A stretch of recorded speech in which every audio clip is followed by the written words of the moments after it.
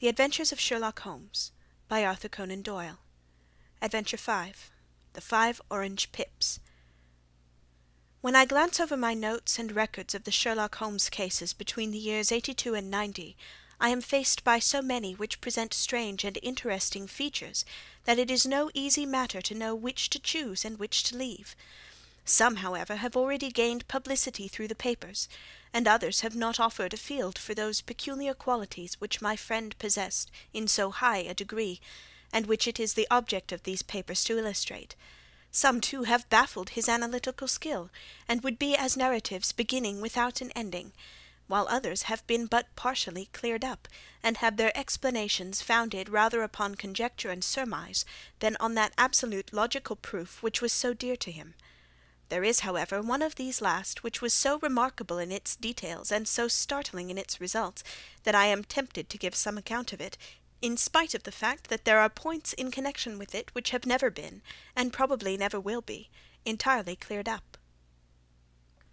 The year 87 furnished us with a long series of cases of greater or less interest, of which I retain the records.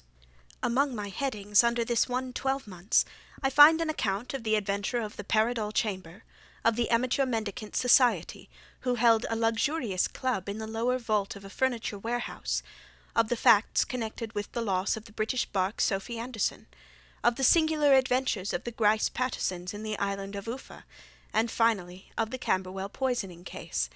In the latter, as may be remembered, Sherlock Holmes was able, by winding up the dead man's watch, to prove that it had been wound up 2 hours before, and that therefore the deceased had gone to bed within that time, a deduction which was of the greatest importance in clearing up the case.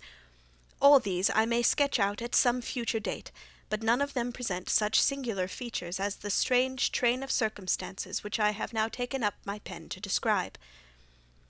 It was in the latter days of September, and the equinoctial gales had set in with exceptional violence.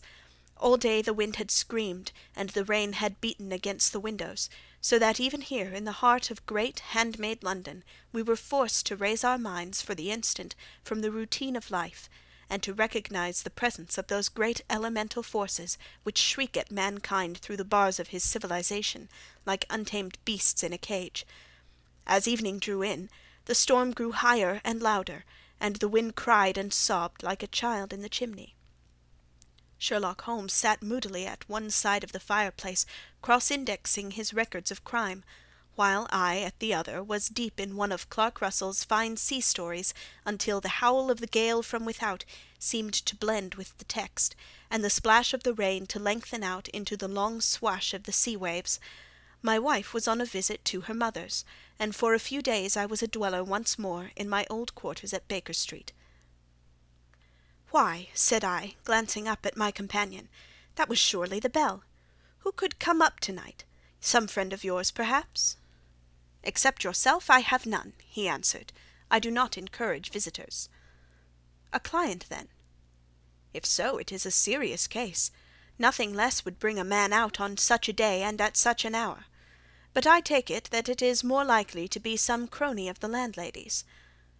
Sherlock Holmes was wrong in his conjecture, however, for there came a step in the passage and a tapping at the door. He stretched out his long arm to turn the lamp away from himself and towards the vacant chair upon which a newcomer must sit. "Come in," said he. The man who entered was young, some 22 at the outside, well-groomed and trimly clad, with something of refinement and delicacy in his bearing. The streaming umbrella which he held in his hand, and his long shining waterproof, told of the fierce weather through which he had come. He looked about him anxiously in the glare of the lamp, and I could see that his face was pale and his eyes heavy, like those of a man who is weighed down with some great anxiety. "I owe you an apology," he said, raising his golden pince-nez to his eyes. "I trust that I am not intruding. I fear that I have brought some traces of the storm and rain into your snug chamber." "Give me your coat and umbrella," said Holmes. "They may rest here on the hook, and will be dry presently. You have come up from the south-west, I see." "Yes, from Horsham." "That clay and chalk mixture which I see upon your toe-caps is quite distinctive." "I have come for advice." "That is easily got." "And help." "That is not always so easy." "I have heard of you, Mr. Holmes. I heard from Major Prendergast how you saved him in the Tankerville Club scandal. Ah, of course, he was wrongfully accused of cheating at cards. He said that you could solve anything. He said too much. That you are never beaten. I have been beaten 4 times, 3 times by men, and once by a woman. But what is that compared with the number of your successes? It is true that I have been generally successful. Then you may be so with me. I beg that you will draw up your chair to the fire, and favour me with some details as to your case. It is no ordinary one. None of those which come to me are. I am the last court of appeal. And yet I question, sir, whether, in all your experience, you have ever listened to a more mysterious and inexplicable chain of events than those which have happened in my own family. You fill me with interest, said Holmes. Pray give us the essential facts from the commencement, and I can afterwards question you as to those details which seem to me to be most important. The young man pulled his chair up, and pushed his wet feet out toward the blaze. My name, said he, is John Openshaw, but my own affairs have, as far as I can understand, little to do with this awful business. It is a hereditary matter, so in order to give you an idea of the facts, I must go back to the commencement of the affair. You must know that my grandfather had 2 sons, my uncle Elias and my father Joseph. My father had a small factory at Coventry, which he enlarged at the time of the invention of bicycling. He was a patentee of the Openshaw unbreakable tire, and his business met with such success that he was able to sell it and to retire upon a handsome competence. My uncle Elias emigrated to America when he was a young man, and became a painter in Florida, where he was reported to have done very well. At the time of the war he fought in Jackson's army, and afterwards under Hood, where he rose to be a colonel. When Lee laid down his arms, my uncle returned to his plantation, where he remained for 3 or 4 years. About 1869 or 1870 he came back to Europe, and took a small estate in Sussex near Horsham. He had made a very considerable fortune in the States, and his reason for leaving them was his aversion to the negroes, and his dislike of the Republican policy in extending the franchise to them. He was a singular man, fierce and quick-tempered, very foul-mouthed when he was angry, and of a most retiring disposition. During all the years that he lived at Horsham, I doubt if he ever set foot in the town. He had a garden and 2 or 3 fields round his house, and there he would take his exercise, though very often for weeks on end he would never leave his room. He drank a great deal of brandy, and smoked very heavily, but he would see no society, and did not want any friends, not even his own brother. He didn't mind me. In fact, he took a fancy to me, for at the time when he saw me first I was a youngster of 12 or so. This would be in the year 1878, after he had been 8 or 9 years in England. He begged my father to let me live with him, and he was very kind to me in his way. When he was sober he used to be fond of playing backgammon and draughts with me, and he would make me his representative both with the servants and with the tradespeople, so that by the time I was 16 I was quite master of the house.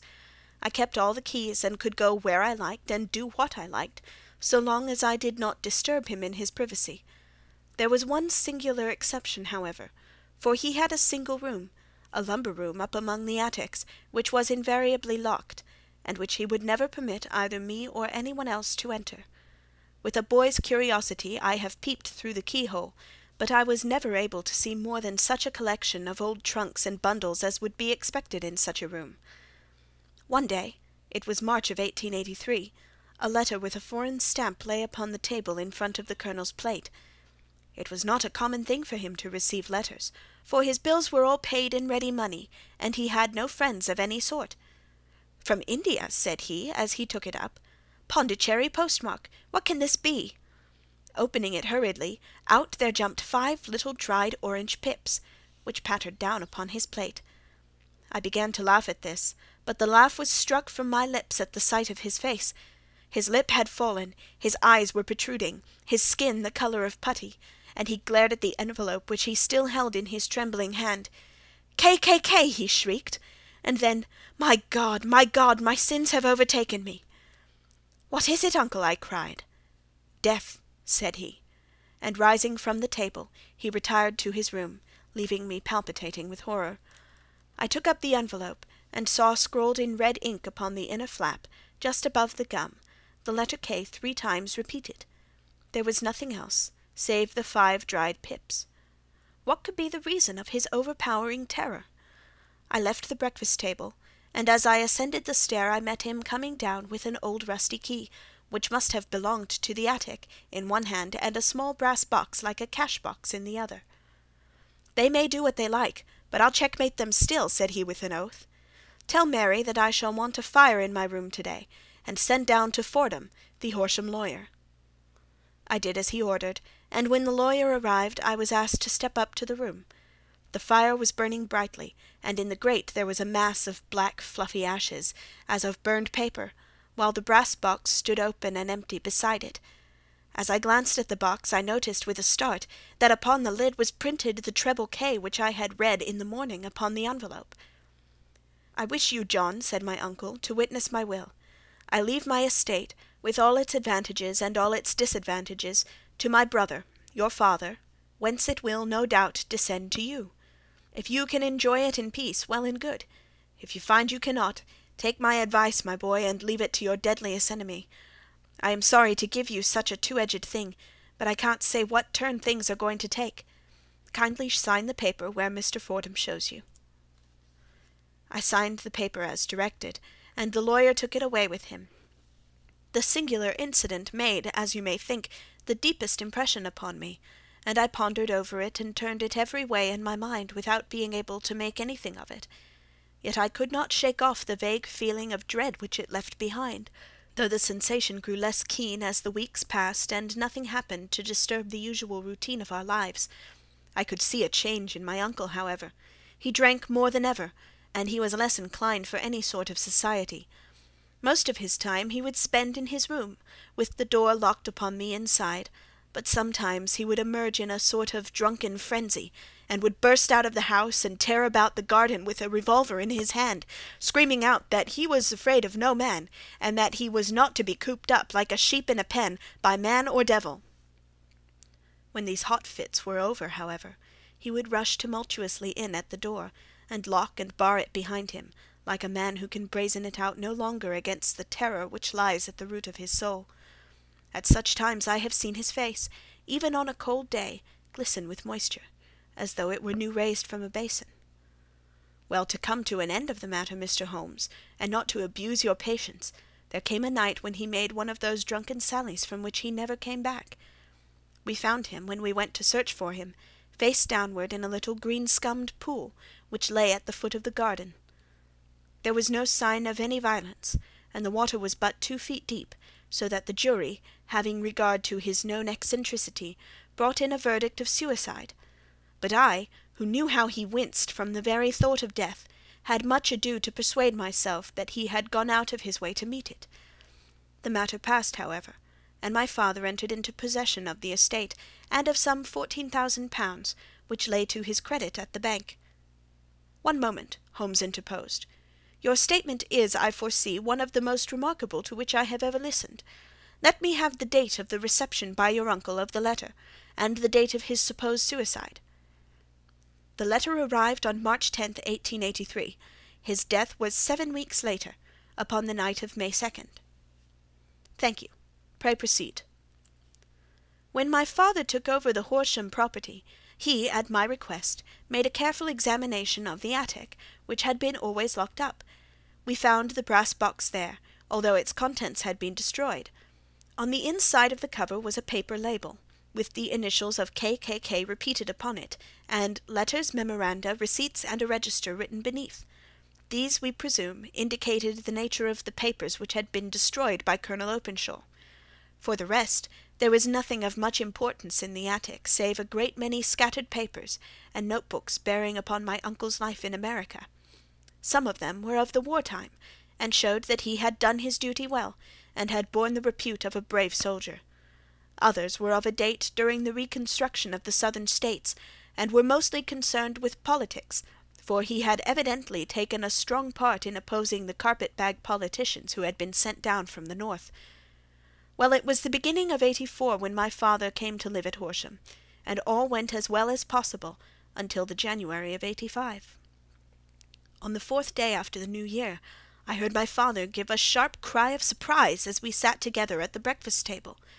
There he was, sitting with a newly opened envelope in one hand and 5 dried orange pips in the outstretched palm of the other one. He had always laughed at what he called my cock-and-bull story about the Colonel, but he looked very scared and puzzled now that the same thing had come upon him. "Why, what on earth does this mean, John?" he stammered. My heart had turned to lead. "It is KKK," said I. He looked inside the envelope. "So it is," he cried. "Here are the very letters. But what is this written above them?" "Put the papers on the sundial," I read, peeping over his shoulder. "What papers? What sundial?" he asked. "The sundial in the garden. There is no other," said I. "But the papers must be those that are destroyed." "Pooh!" said he, gripping hard at his courage. "We are in a civilized land here, and we can't have tomfoolery of this kind. Where does the thing come from?" "From Dundee," I answered, glancing at the postmark. "Some preposterous practical joke," said he. "What have I to do with sundials and papers? I shall take no notice of such nonsense." "I should certainly speak to the police," I said. "And be laughed at for my pains? Nothing of the sort." "Then let me do so." "No, I forbid you. I won't have a fuss made about such nonsense." It was in vain to argue with him, for he was a very obstinate man. I went about, however, with a heart which was full of forebodings. On the 3rd day after the coming of the letter, my father went from home to visit an old friend of his, Major Freebody, who is in the command of one of the forts upon Portsdown Hill. I was glad that he should go, for it seemed to me that he was further from danger when he was away from home. In that, however, I was in error. Upon the 2nd day of his absence, I received a telegram from the Major, imploring me to come at once. My father had fallen over one of the deep chalk pits which abound in the neighbourhood, and was lying senseless with a shattered skull. I hurried to him, but he passed away without ever having recovered his consciousness. He had, as it appears, been returning from Fareham in the twilight, and as the country was unknown to him, and the chalk pit unfenced, the jury had no hesitation in bringing in a verdict of death from accidental causes. Carefully as I examined every fact connected with his death, I was unable to find anything which could suggest the idea of murder. There were no signs of violence, no footmarks, no robbery, no record of strangers having been seen upon the roads, and yet I need not tell you that my mind was far from at ease, and that I was well nigh certain that some foul plot had been woven around him. In this sinister way I came into my inheritance. You will ask me why I did not dispose of it. I answer, because I was well convinced that our troubles were in some way dependent upon an incident in my uncle's life, and that the danger would be as pressing in one house as in another. It was in January of '85 that my poor father met his end, and 2 years and 8 months have elapsed since then. During that time I have lived happily at Horsham, and I had begun to hope that this curse had passed away from the family, and that it had ended with the last generation. I had begun to take comfort too soon, however. Yesterday morning the blow fell, in the very shape in which it had come upon my father. The young man took from his waistcoat a crumpled envelope, and turning to the table, he shook out upon it 5 little dried orange pips. "This is the envelope," he continued. "The postmark is London, Eastern Division. Within are the very words which were upon my father's last message, KKK, and then put the papers on the sundial." "What have you done?" asked Holmes. "Nothing." "Nothing?" "To tell the truth," he sank his face into his thin white hands, "I have felt helpless. I have felt like one of those poor rabbits when the snake is writhing toward it. I seem to be in the grasp of some resistless, inexorable evil, which no foresight and no precautions can guard against." "Tut, tut!" cried Sherlock Holmes. "You must act, man, or you are lost. Nothing but energy can save you. This is no time for despair." "I have seen the police." "Ah! But then listen to my story with a smile. I am convinced that the inspector has formed the opinion that the letters were all practical jokes, and that the deaths of my relations were really accidents, as the jury stated, and were not to be connected with the warnings." Holmes shook his clenched hands in the air. "Incredible imbecility!" he cried. "They have, however, allowed me a policeman, who may remain in the house with me." "Has he come with you to-night?" "No, his orders were to stay in the house." Again Holmes raved in the air. "Why did you come to me?" he cried. "And above all, why did you not come at once?" "I did not know. It was only to-day that I spoke to Major Prendergast about my troubles, and was advised by him to come to you." "It is really 2 days since you have had the letter. We should have acted before this. You have no further evidence, I suppose, than that which you have placed before us, no suggestive detail which might help us." "There is one thing," said John Openshaw. He rummaged in his coat pocket, and drawing out a piece of discoloured blue-tinted paper, he laid it out upon the table. "I have some remembrance," said he, "that on the day when my uncle burned the papers, I observed that the small unburned margins which lay amid the ashes were of this particular colour. I found this single sheet upon the floor of his room, and I am inclined to think that it may be one of the papers which has perhaps fluttered out from among the others, and in that way has escaped destruction.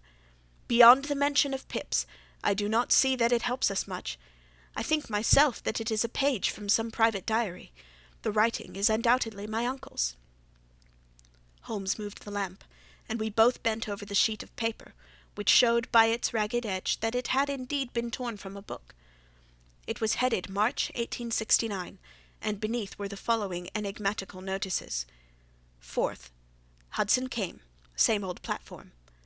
7th. Set the Pips on Macaulay, Paramore, and John Swain, of St. Augustine. 9th. Macaulay cleared. 10th. John Swain cleared. 12th. Visited Paramore. All well. "Thank you," said Holmes, folding up the paper and returning it to our visitor. "And now you must on no account lose another instant. We cannot spare time even to discuss what you have told me. You must get home instantly, and act." "What shall I do?" "There is but one thing to do. It must be done at once. You must put this piece of paper which you have shown us into the brass box which you have described. You must also put in a note to say that all the other papers were burned by your uncle, and that this is the only one which remains. You must assert that in such words as will carry conviction with them. Having done this, you must at once put the box out upon the sundial, as directed. Do you understand?" "Entirely." "Do not think of revenge or anything of that sort at present. I think that we may gain that by means of the law, but we have our web to weave, while theirs is already woven. The first consideration is to remove the pressing danger which threatens you. The second is to clear up the mystery and to punish the guilty parties." "I thank you," said the young man, rising and pulling on his overcoat. "You have given me fresh life and hope. I shall certainly do as you advise." "Do not lose an instant, and above all take care of yourself in the meanwhile, for I do not think that there can be a doubt that you are threatened by a very real and imminent danger. How do you go back?" "By train from Waterloo." "It is not yet 9. The streets will be crowded, so I trust that you may be in safety, and yet you cannot guard yourself too closely." "I am armed." "That is well. To-morrow I shall set to work upon your case." "I shall see you at Horsham, then." "No, your secret lies in London. It is there that I shall seek it." "Then I shall call upon you in a day, or in 2 days, with news as to the box and the papers. I shall take your advice in every particular." He shook hands with us and took his leave. Outside the wind still screamed, and the rain splashed and pattered against the windows. This strange, wild story seemed to have come to us from amid the mad elements, blown in upon us like a sheet of seaweed in a gale, and now to have been reabsorbed by them once more. Sherlock Holmes sat for some time in silence, with his head sunk forward, and his eyes bent upon the red glow of the fire. Then he lit his pipe, and leaning back in his chair he watched the blue smoke-rings as they chased each other up to the ceiling. "I think, Watson," he remarked at last, "that of all our cases we have had none more fantastic than this." "Save perhaps the sign of 4. "Well, yes, save perhaps that. And yet this John Openshaw seems to me to be walking amid even greater perils than did the Sholtos." "But have you," I asked, "formed any definite conception as to what these perils are?" "There can be no question as to their nature," he answered. "Then what are they? Who is this K., and why does he pursue this unhappy family?" Sherlock Holmes closed his eyes and placed his elbows upon the arms of his chair, with his finger-tips together.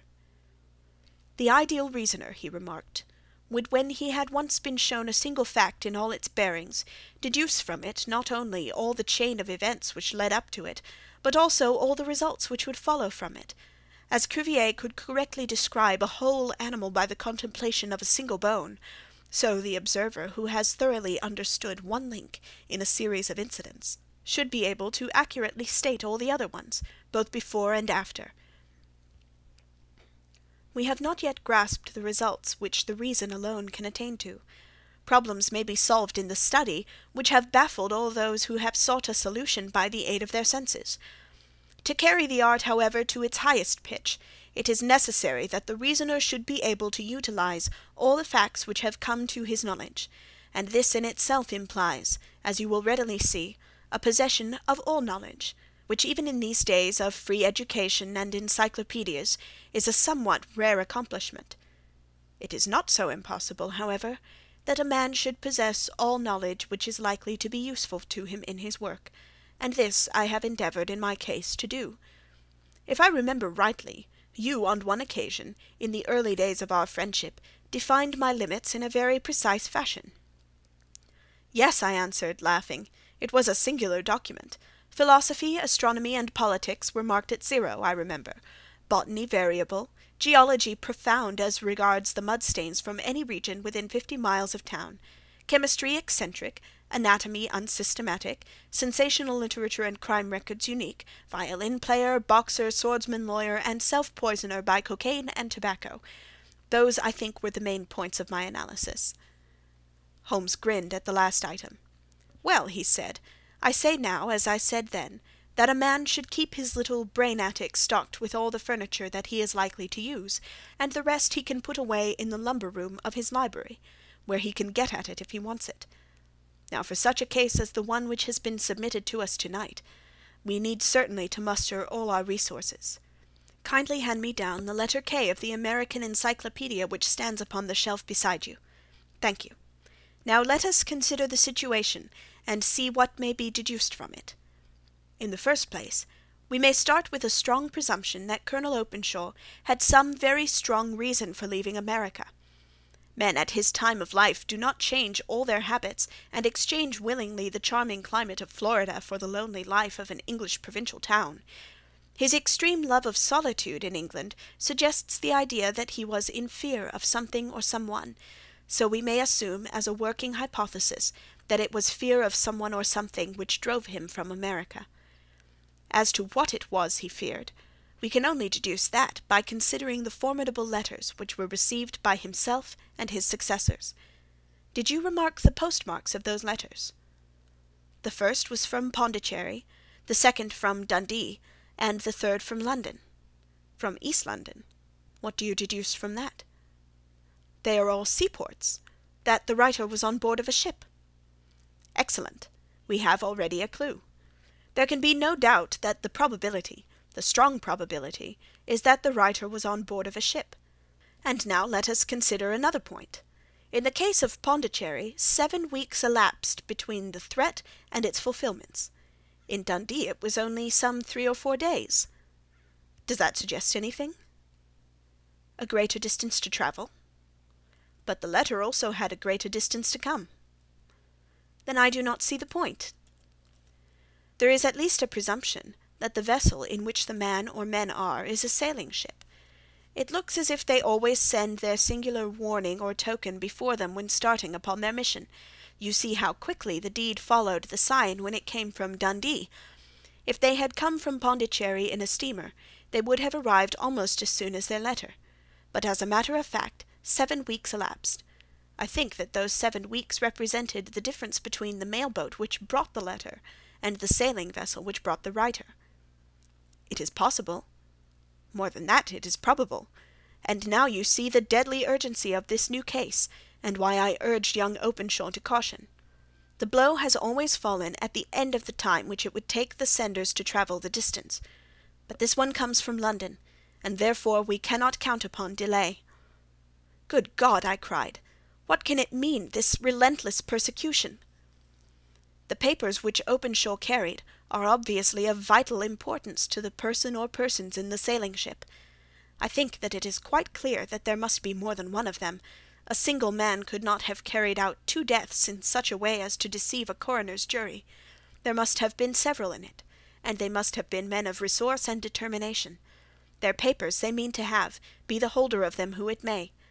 In this way, you see, KKK ceases to be the initials of an individual, and becomes the badge of a society. But of what society? Have you never, said Sherlock Holmes, bending forward and sinking his voice, have you never heard of the Ku Klux Klan? I never have. Holmes turned over the leaves of the book upon his knee. Here it is, said he presently. Ku Klux Klan, a name derived from the fanciful resemblance to the sound produced by cocking a rifle. This terrible secret society was formed by some ex-Confederate soldiers in the Southern States after the Civil War, and it rapidly formed local branches in different parts of the country, notably in Tennessee, Louisiana, the Carolinas, Georgia, and Florida. Its power was used for political purposes, principally for the terrorizing of the Negro voters, and the murdering and driving from the country of those who were opposed to its views. Its outrages were usually preceded by a warning sent to the marked man in some fantastic but generally recognized shape, a sprig of oak leaves in some parts, melon seeds or orange pips in others. On receiving this, the victim might either openly abjure his former ways, or might fly from the country. If he braved the matter out, death would unfailingly come upon him, and usually in some strange and unforeseen manner. So perfect was the organization of the society, and so systematic its methods, that there is hardly a case upon record where any man succeeded in braving it with impunity, or in which any of its outrages were traced home to the perpetrators. For some years the organization flourished in spite of the efforts of the United States government and of the better classes of the community in the South. Eventually, in the year 1869, the movement rather suddenly collapsed, although there have been sporadic outbreaks of the same sort since that date. You will observe, said Holmes, laying down the volume, that the sudden breaking up of the society was coincident with the disappearance of Openshaw from America with their papers. It may well have been cause and effect. It is no wonder that he and his family have some of the more implacable spirits upon their track. You can understand that this register and diary may implicate some of the first men in the South, and that there may be many who will not sleep easy at night until it is recovered. Then the page we have seen is such as we might expect. It ran, if I remember right, sent the pips to A, B, and C, that is, sent the society's warning to them. Then there are successive entries that A and B cleared, or left the country, and finally that C was visited, with, I fear, a sinister result for C. Well, I think, Doctor, that we may let some light into this dark place, and I believe that the only chance young Openshaw has in the meantime is to do what I have told him. There is nothing more to be said or to be done tonight, so hand me over my violin, and let us try to forget for half an hour the miserable weather and the still more miserable ways of our fellow men. It had cleared in the morning, and the sun was shining with a subdued brightness through the dim veil which hangs over the great city. Sherlock Holmes was already at breakfast when I came down.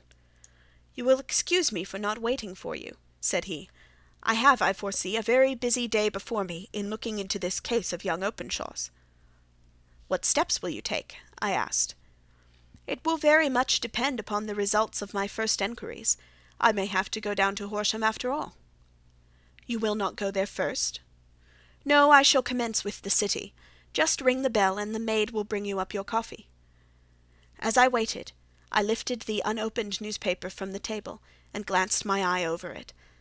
It rested upon a heading which sent a chill to my heart. "Holmes!" I cried, "you are too late." "Ah," said he, laying down his cup, "I feared as much. How was it done?" He spoke calmly, but I could see that he was deeply moved. "My eye caught the name of Openshaw, and the heading, 'Tragedy near Waterloo Bridge.' Here is the account.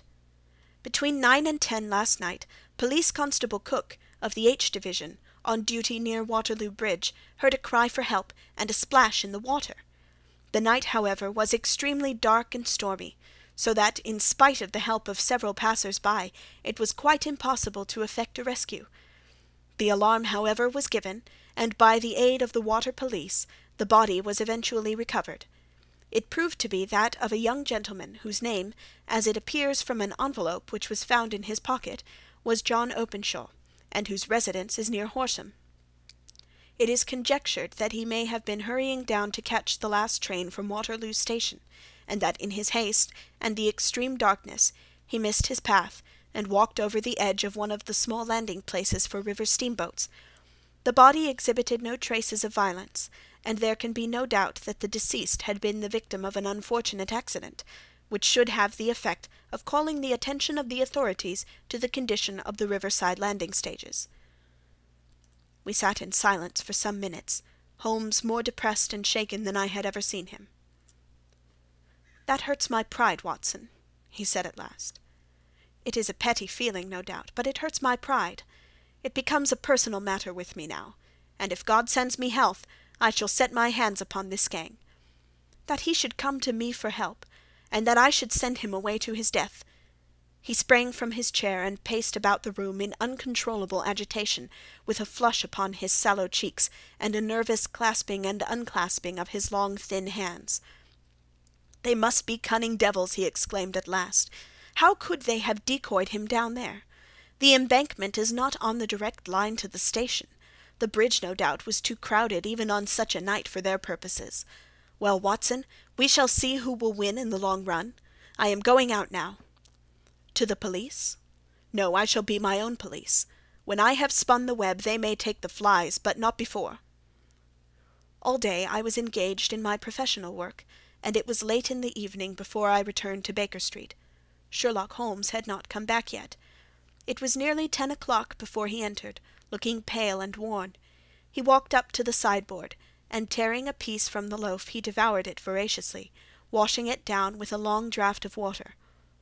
"You are hungry," I remarked. "Starving. It had escaped my memory. I have had nothing since breakfast." "Nothing?" "Not a bite. I had no time to think about it." "And how have you succeeded?" "Well." "You have a clue?" "I have them in the hollow of my hand.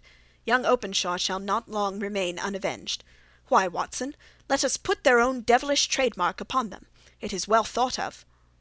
"What do you mean?" He took an orange from the cupboard, and tearing it to pieces he squeezed out the pips upon the table. Of these he took 5 and thrust them into an envelope. On the inside of the flap he wrote S.H. for J.O. Then he sealed it, and addressed it to Captain James Calhoun, bark Lone Star, Savannah, Georgia. "That will await him when he enters port," said he, chuckling. "It may give him a sleepless night. He will find it as sure a precursor of his fate as Openshaw did before him." "And who is this Captain Calhoun?" "The leader of the gang. I shall have the others, but he first." "How did you trace it, then?" He took a large sheet of paper from his pocket, all covered with dates and names. "I have spent the whole day," said he, "over Lloyd's registers and files of the old papers, following the future career of every vessel which touched at Pondicherry in January and February in '83. There were 36 ships of fair tonnage which reported there during those months. Of these, one, the Lone Star, instantly attracted my attention, since, although it was reported as having cleared from London, the name is that which is given to one of the states of the Union." "Texas, I think." "I was not and am not sure which, but I know that the ship must have an American origin." "What then?" "I searched the Dundee records, and when I found that the bark Lone Star was there in January of '85, my suspicion became a certainty. I then inquired as to the vessels which lay at present in the port of London." "Yes?" "The Lone Star had arrived here last week. I went down to the Albert Dock, and found that she had been taken down the river by the early tide this morning, homeward bound to Savannah. I wired to Gravesend, and learned that she had passed some time ago, and as the wind is easterly, I have no doubt that she is now past the Goodwins, and not very far from the Isle of Wight." "What will you do, then?" "Oh, I have my hand upon him.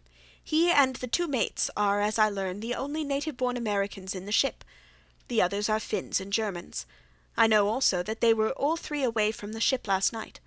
I had it from the stevedore who has been loading their cargo. By the time that their sailing ship reaches Savannah, the mail-boat will have carried this letter, and the cable will have informed the police of Savannah that these 3 gentlemen are badly wanted here upon a charge of murder. There is a flaw, however, in the best laid of human plans, and the murderers of John Openshaw were never to receive the orange pips, which would show them that another, as cunning and as resolute as themselves, was upon their track. Very long and very severe were the equinoctial gales that year.